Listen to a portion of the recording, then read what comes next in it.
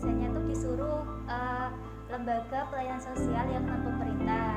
Nah kan sebelumnya kan saya juga kurang wawasan Mbak, apa aja yang termasuk lembaga non pemerintah gitu. Terus saya mencoba browsing-browsing dari internet. Nah itu tentunya nemu PKBI.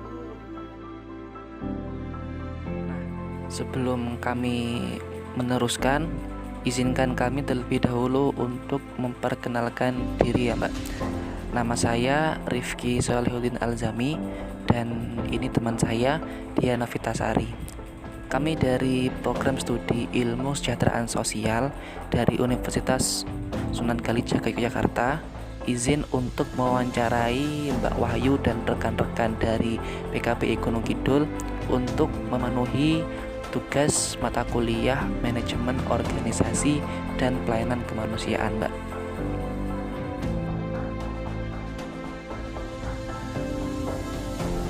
Sebenarnya kalau dijelaskan PKBI ini termasuk lembaga independen NGO yang di situ ada di isu kesehatan reproduksi gitu. Kalau ngomongin Kespro memang tidak kemudian ngomongin tentang organ kelamin saja, tapi di situ lininya akan sangat banyak banget. Nah, PKBI ini fokusnya ada di Kespro-nya gitu. Gitu. Nah, di PKBI kita kerjanya sebenarnya kita punya beberapa mitra dampingan gitu. Yang mitra komunitas ini kita ada di teman-teman sekolah, ada di remaja yang di situ kita ngomongin di sekolahnya, terus kita ada di desa, terus kemudian ada di teman-teman marginal.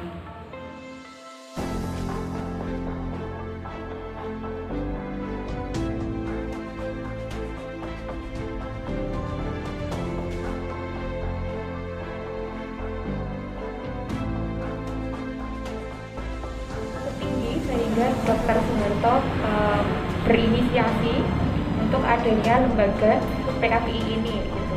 Nah akhirnya sekarang muncul PKBI. Karena yang PKBI di Indonesia.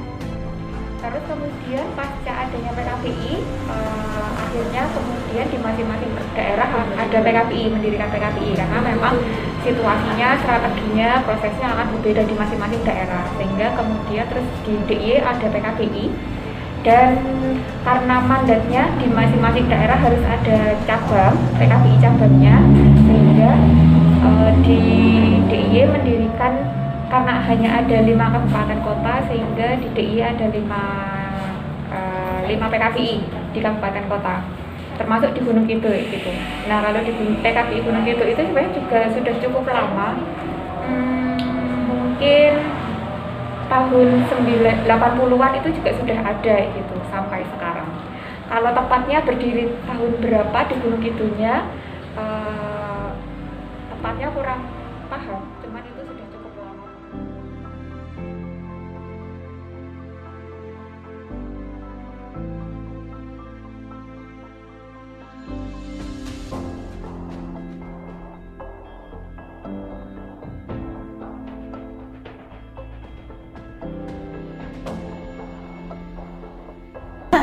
Oke, kalau ngomong visi dan misinya PKBI pada intinya adalah bagaimana kita ngomongin tentang kesehatan reproduksi dan pemenuhan hak perempuan termasuk gender itu kita sama gitu. Bagaimana kita memberikan edukasi, kemudian bagaimana peran perempuan dan peran laki-laki itu sama, tidak membedakan.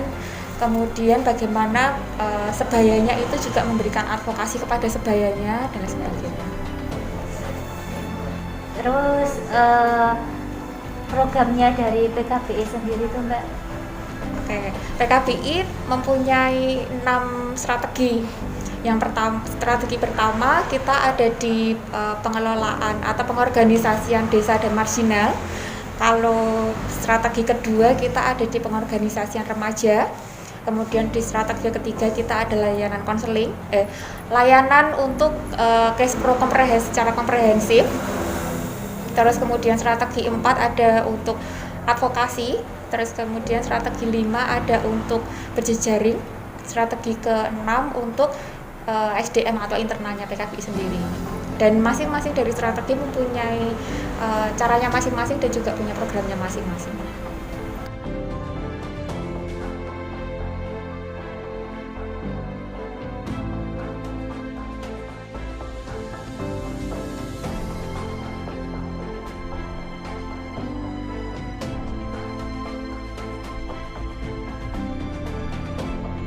PKBI kita ada beberapa, kita terbagi eksekutif sama legislatif gitu. Kalau di eksekutif ya kita yang ada di sini, yang di situ kita melakukan program-programnya PKBI gitu, ya di lapangan, terus edukasi dan sebagainya. Kemudian kita ada pengurusnya, pengurus itu lebih kepada legislatifnya, yang di situ melakukan pengawasan, kebijakan dan sebagainya. Gitu. Kalau di pengurusnya kita ketua, tatarannya ada ketua, pengurus sama sekretaris dan divisinya. Ketuanya saat ini ada Ibu Elvita Dewi Wahid, Insinyur Elvita Dewi Wahid Magister Sains, yang di situ beliau sejak tahun 2013, jadi 2 kali menjabat sampai sekarang gitu. Terus kemudian jajarannya ke bawah, yang di situ anggotanya ada kepala Bapeda, terus dari lingkungan pemerintah ada kepala Bapeda, ada staf ahli bupati, terus ada kepala dinas, terus kemudian ada perwakilan remajanya, kemudian ada perwakilan dari kader, terus juga guru dan sebagainya. Karena sebenarnya kalau di pengurus ada untuk mewakili dari beberapa komunitas atau untuk mewakili dari masing-masing lembaga untuk bisa menyampaikan aspirasi untuk PKBI gitu. Kemudian selain pengurus ada di pelaksana. Kalau di pelaksana itu kita ngomongin tentang lapangannya, jadi kita proses penjangkauan. Kalau di pelaksana eksekutifnya kita ada ada direktur sama relawan.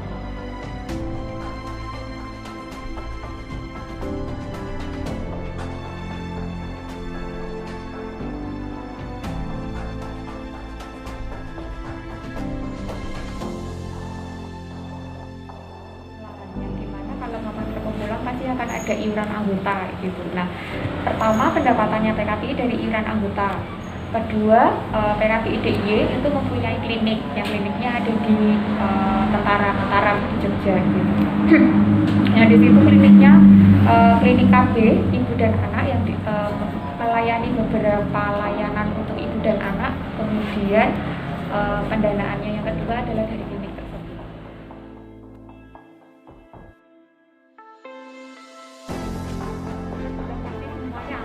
Kurang gitu.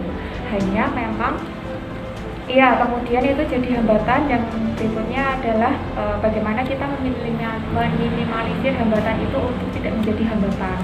Yang artinya ketika memang akhirnya kekurangan anggaran, maka kita mencoba menyusun strategi bagaimana program itu kemudian berjalan dengan sesuai anggaran yang ada.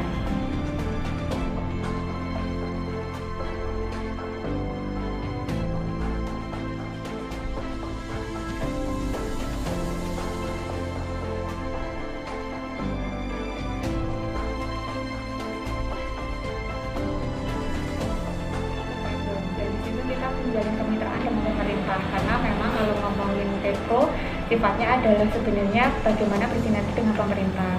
Nah, jejaringnya selain pemerintah, kita juga berjejaring dengan lembaga swasta, NGO bahkan, dan juga komunitas, termasuk masyarakat pada umumnya, toko kunci dan sebagainya gitu. Kemudian kalau di pemerintah ya dinas kesehatan, terus P2R, P2A, terus kalau di Gunung Kidul ada DP3, KBPMD dan lain sebagainya, termasuk dinas sosial, Kementerian Agama dan sebagainya gitu. Termasuk kalau di Gunung Kidul karena kebetulan di LPKA itu ada di Gunung Kidul, maka Gunung Kidul juga bermitra dengan LPKA. LPKA itu lembaga pembinaan khusus anak yang di situ adalah untuk teman-teman anak berhadapan dengan hukum. Selain di pemerintah, kita juga ada di lembaga swasta, NGO atau LSM yang ada di Gunung Kidul. Bahkan kita juga berjejaring dengan yang di DIY, DIY bahkan nasional itu.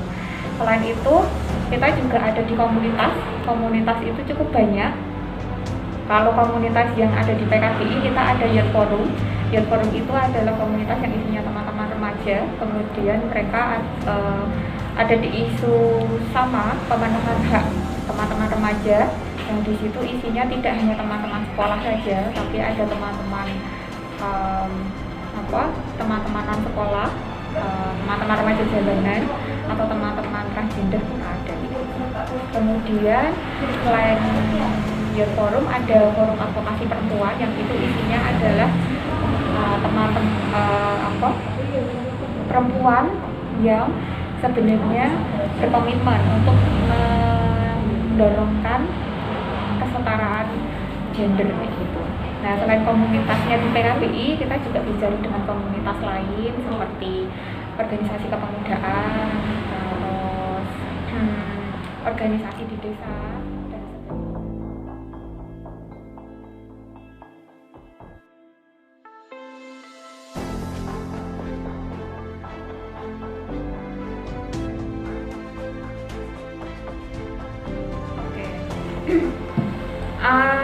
Di PKBI sebenarnya kita juga memberikan layanan konsultasi, konseling kayak gitu.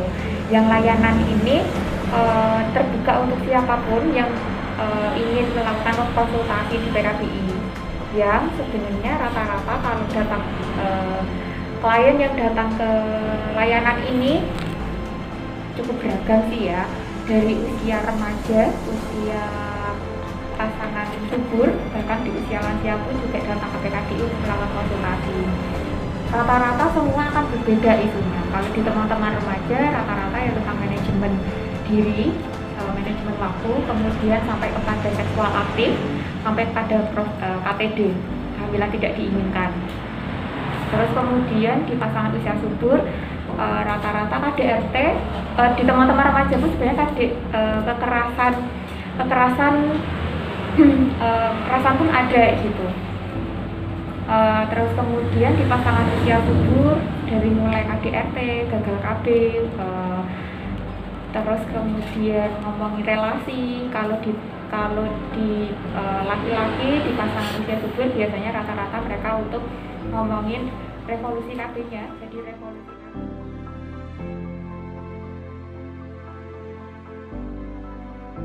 Kita tidak memungut biaya untuk proses layanannya, kecuali ketika dia butuh dirujuk atau ketika dia mengakses layanan kliniknya PKBI maupun ketika kita merujuk dia ke layanan terdekat.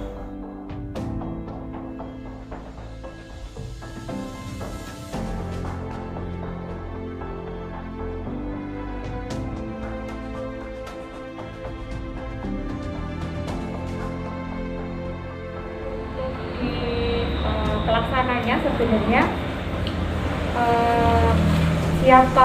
kita melakukan open recruitment setiap tahun kayak gitu, yang di situ dengan beberapa kualifikasi, yang di situ ketika memang memenuhi dengan kualifikasi maka akan segera menjadi relawan, kemudian melakukan kerjanya PKBI. Selesai itu akan ada magang, yang magang ini untuk melakukan percobaan kerja di lapangan. Nah, nanti pasca itu akan dilanjutkan diterima atau tidak.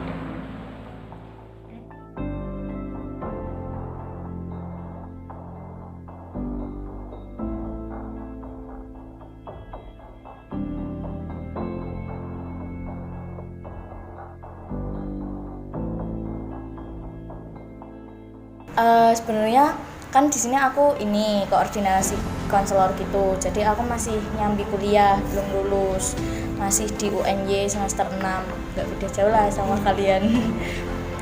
Sekarang ini koordinasi buat konselor sebaya, juga buat ini konseling di PKBI gitu.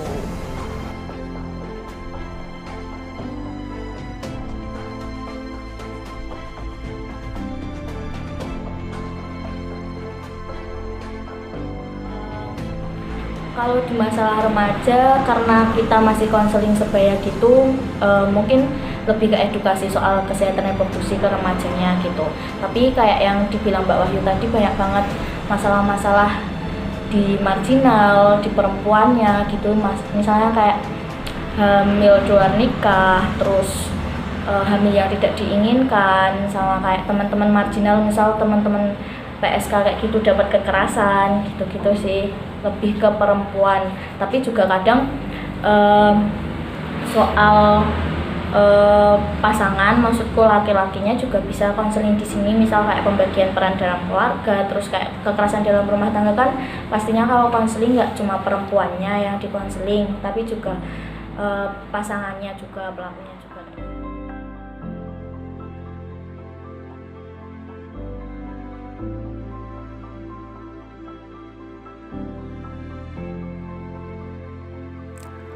Mungkin dari kami sudah cukup ya Mbak untuk wawancara pada kali ini, dan juga kami merasa bahwa datanya sudah cukup lengkap untuk menggarap tugas dari mata kuliah yang kami ampuh.